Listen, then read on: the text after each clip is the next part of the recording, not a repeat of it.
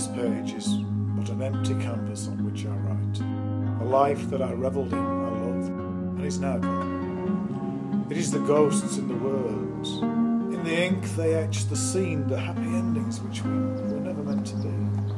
I never knew much, but I was always one to dream of those lazy afternoons under the trees. I would tell you stories and you'd tell me how sweet it would be that lovers would always meet, fall in love, start families.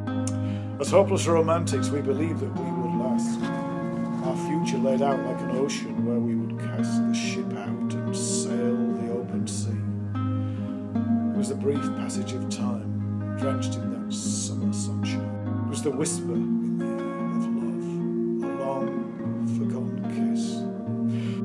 It was those eyes, that look, those lips. Your cheek was always soft and your lips sweet. I'd find myself stealing kisses under the shadow of the trees. And the words,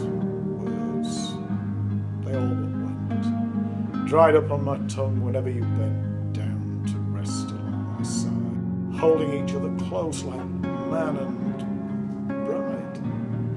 And oh, the feeling of content, the twinge of heartbeats.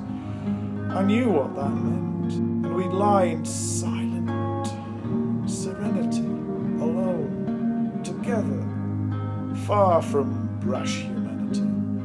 I began to believe that love could be achieved, not in stories, but for ordinary men like me. And as the years have rolled by like ocean waves, it was this feeling that I craved. But this is the gift you gave, the knowledge of love and the possibilities. My way with words, my craft, my security. For all the words I should have said, I put on screen and in books to be read, and hoped that you would see just how much impact that you had on me. Now the pages are transparent with my fragility, the words, the way my life should have been. I've lived my life wholly onto ghosts, but I've lived a life unlike most, amongst the cold stars, but wishing for the sun, with countless lovers,